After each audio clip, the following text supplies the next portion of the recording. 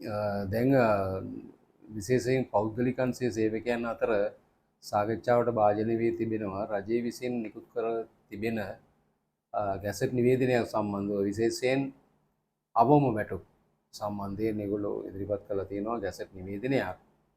ඒ හරහා දැනට යෝජනා කරලා තියෙන්නේ 2025 ජනවාරි 2025 ජනවාරි නෙවෙයි අප්‍රේල් මාසයේ සිට ක්‍රියාත්මක වන පරිදි රුපියල් 27000ක අවම වැටුපක් හැටියට නියම කරලා තියෙනවා. 2026 ජනවාරි සිට එය 30000ක් වන බවටයි සඳහන් වෙලා තිබෙන්නේ.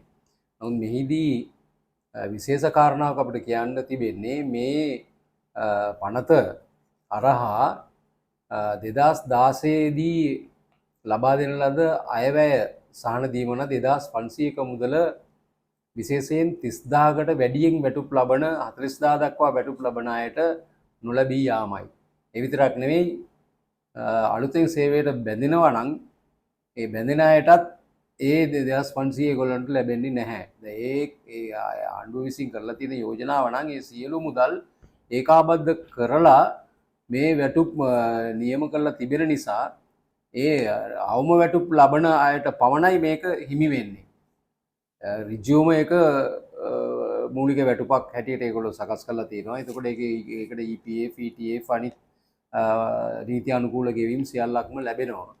නමුත් 30000කට වැඩියෙන් නැත්නම් 27000කට වැඩියෙන් වැටුප් ලබන අර පනත යටතේ කලින් 2016 වසරේ අංක 4 දරන අයවැය සාහන දීමනා පනතේ සඳහන් කරලා තිබෙන පරිදි 40000 දක්වා ඒක වළංගු වෙනවා. ඒ 2500 දීමනාව ඒ අයට මේක නැති වී යනවා. ඉතින් මේක ගැන අපි හිතන්නේ මේකේ විශාල අසාධාරණයක් සිදු වෙනවා. 27000 සිට 40000 දක්වා වැටුප් ලබන සේවකයන්ට සහ අලුතෙන් බැඳෙන සේවකයන්ට. ඒ කියන්නේ අලුතෙන් සේවයට බැඳෙනවා නම් යම්කිසි කෙනෙක් සේවයේ බැඳෙනවා නම් 27000ට වැඩි වැටුප් ලබන තත්ත්වය මත එයාටත් ඒක නැති වෙලා යනවා. ඉතින් මේක ගැන ආණ්ඩුව පැත්තෙන් හරියට අවධානය යොමු කරලා නැති බවයි පේන්නේ. මොකද මේක පසුගිය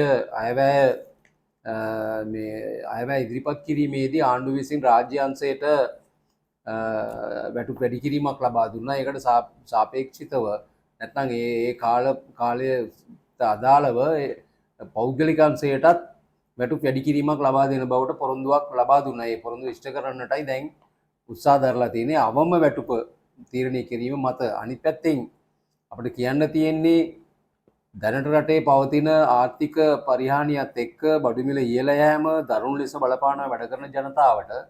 ඒතර ඒගොල්ලන්ට ඇත්ත වශයෙන්ම 27000 කොහොමදත් ප්‍රමාණවත් වෙන්නේ නැහැ ඒගොල්ලන්ගේ ජීවිතය ගෙනියන්න. නමුත් බොහෝ ආයතන ඇත්ත වශයෙන්ම 27000ක්වත් දෙන්නට අකමැති මේ ස්වභාවයක් තමයි පෙන්눔 කරන්නේ. බොහෝ අවස්ථාන වලදී ඒගොල්ලෝ බලන්නේ අඩුම අවම මට්ටමින් වැටුප තියාගෙන යන්නට. එක පැත්තකින් සේවකයන්ව සමහර විට වැඩි ආදායම් ලබා ගැනීම සඳහා අතිකාල වලට යොදවන්නටත් ඒගොල්ලෝ උත්සාහ කරනවා. ඒතර අතිකාල හරහා ඒගොල්ලන්ට වැඩි ආදායමක් ලැබෙනවා. මූලික වැටුප කොහොමදත් වැඩි වෙන්නේ නැහැ. ඒතර අතිකාල දීමනාවට අර්ධසාධක අරමුදල් හෝ වෙන කිසිම මුදලක් එකතු වෙන්නේ නැහැ. ඉතින් ඒක ආයතනවල උපක්‍රමයක් හැටියට තිබෙනවා. ඉතින් මේක ගැන අපිට කියන්න තියෙන්නේ මේ පනත වහම ඉල්ලා අස් කරගෙන සියලු සේවකයන්ට 2500 මුදල ලැබීම සහතික වෙන අයුරින් මේක සංශෝධනය කළ යුතුයි. අනිත් පැත්තෙන් පසුගිය ආණ්ඩුව විසින් අවම වැටුප නැත්නම් මූලික වැටුප වශයෙන් මේ යෝජනා කරලා තිබුණේ 21500යි. එතකොට ඒගොල්ලෝ මේ වගේ විශේෂ සීමාවක් නැති කරලා තිබුණේ නැහැ. කෙලිම 21500. නමුත් අර අයවැය සාහන දීමනාවක් දිගටම ලැබෙනවා. ඒක ඉවත් කරන්නට විශේෂ යෝජනාවක් කරලා තිබුණා. මේ සැරේ තියෙන ප්‍රශ්නය තමයි ඉවත් කරන බවට පනතේ සංශෝධනයෙන්ම ඇතුල් කරලා තියෙනවා. ඒ අනුව අහිමි වී තර්ජනයට තමයි මුහුණ පාලා ඉන්නේ අපේ අති විශාල සංඛ්‍යාවක සේවක පිරිස. ඉතින් ඒ සම්බන්ධයෙන් අපි දැන් වෘත්තීය සමිතිය ඒකාබද්ධව ජනාධිපතිවරයාට ලියුමක් ලියලා තියෙනවා. ඒ වගේ CMU එක විසින් අපේ සංගමය විශේෂ ප්‍රකාශයකුත් නිකුත් කරලා තියෙනවා. මේ ආරක්ෂා කර ගැනීමට සියලුම මේ වෘත්තීය සමිති සහ බලවේගයන් ඒක රාශී විය යුතුයි කියන වග